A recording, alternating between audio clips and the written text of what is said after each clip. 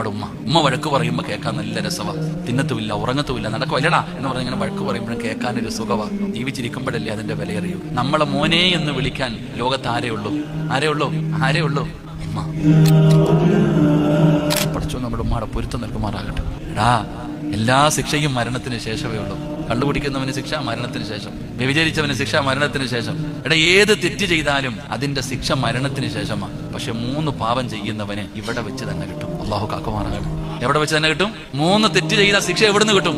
മരണത്തിന് ശേഷമൊന്നുമല്ല, ഇവിടുന്ന് തന്നെ കിട്ടും. ആ 3 തെറ്റുകളിൽ ഒരു തെറ്റ് ഉമ്മാനെ വേദനിപ്പിക്കല. അള്ളാഹു കാത്തിരക്ഷിക്കുമാറാകട്ടെ. അള്ളാഹു പലപ്പോഴും ഞങ്ങളുടെ ഉമ്മാനെയൊക്കെ ഞങ്ങൾ പലതും പറഞ്ഞിട്ടുണ്ട്. നീ പുറത്തേരനെ വിടച്ചവൻ, ഉമ്മയ്ക്ക് സങ്കടമൊന്നും ഇല്ലട, എന്ത് ചെയ്താലും ഉമ്മ ഇങ്ങനെ ചിരിക്കും. ഉമ്മ ആരെന്നറിയോ? വഴക്ക് പറഞ്ഞ ആർക്കെങ്കിലും ഇഷ്ടമാണോ? നമ്മൾ ആരെങ്കിലും വഴക്ക് പറഞ്ഞ മോൻ ദേഷ്യപ്പെട്ട നീ ദേഷ്യപ്പെടുന്നോടാന്ന് ചോദിക്കും. ഭാര്യ ദേഷ്യപ്പെട്ട ഭാര്യയോട് തുമ്മ. ആരോട്, ഉസ്താദാകട്ടെ ആരുമാകട്ടെ, ആര് നമ്മളെ വഴക്ക് പറഞ്ഞാലും നമുക്ക് ദേഷ്യം വരും. പക്ഷെ ഒരാള് പറഞ്ഞാൽ നമുക്ക് ചിരി വരും.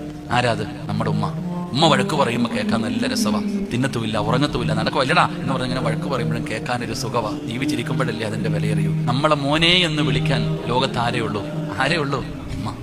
നിങ്ങളെ ഇനി ആര് മോനെ എന്ന് വിളിച്ചാലും ഉമ്മ വിളിച്ചതുപോലെ ആവൂല്ലടോ. ഉമ്മാന്റെ വിളിക്ക് വല്ലാത്തൊരു സന്തോഷവാ.